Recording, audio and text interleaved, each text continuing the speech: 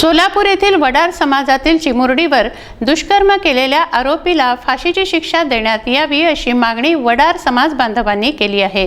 या संदर्भात त्यांनी जिल्हाधिकाऱ्यांना निवेदन दिलं।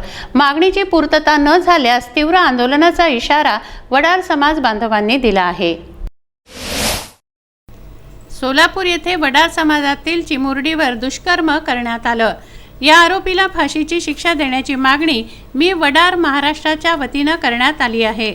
वडार समाजाच्या वतीने या संदर्भात जिल्हाधिकाऱ्यांना निवेदन देण्यात आलं। आरोपीला फाशीची शिक्षा द्यावी, त्यासाठी सरकारी वकील म्हणून ॲडव्होकेट उज्ज्वल निकम यांची नेमणूक करावी, जलदगती न्यायालयात हा खटला चालवावा अशी मागणी वडार समाज बांधवांनी केली। निवेदन देतेवेळी मी वडार महाराष्ट्राचा संघटनेचे अमरावती जिल्हाध्यक्ष धनराज पवार, अमरावती शहराध्यक्ष देवानंद पवार, सचिव लक्ष्मण चाफळकर, शहर उपाध्यक्ष नितीन दांडेकर, शहर सचिव आकाश चौगुले, रोशन पिठेकर, रोशन पवार, प्रदीप दांडेकर, मनोज दांडेकर यांच्यासह नागरिक उपस्थित होते।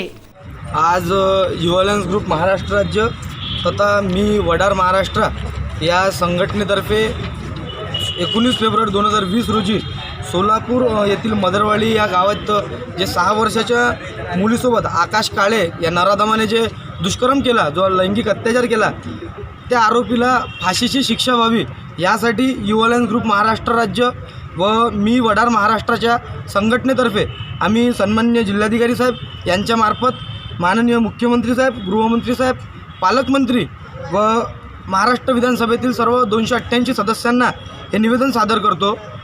युवालन्स ग्रुप महाराष्ट्र राज्यातर्फे आम्ही या सर्व विधानसभेतील आमदारांना व प्रशासकीय अधिकाऱ्यांना विनंती करतो की सोलापूर येथे जे दुष्कर्म झालं त्याच्याचनुसार अमरावती जिल्ह्यात जे नवीन 2020 या वर्षात जवळपास 28च्या वर पोस्को प्रकरण झाले आहे। अशा या नराधमांना जोपर्यंत आपण फाशीची शिक्षा देणार नाही तोपर्यंत या गुन्हेगारी बंद होणार नाही व या गुन्हेगारींमुळं अमरावती जिल्ह्यातच नाही तर संबंध महाराष्ट्रातील महिला व मुली अतिशय जास्त असंतोषात आहे, भीतीच्या वातावरणात दबलेल्या आहे।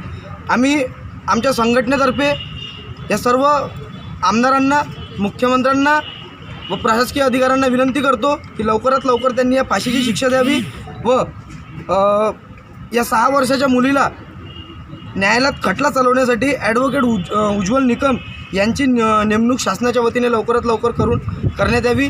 त्यांची चार्जशीट लवकरात लवकर फाईल करून ते केसचा लवकरात लवकर निकाल करण्यात आला व त्याला फाशीची शिक्षा द्यावी।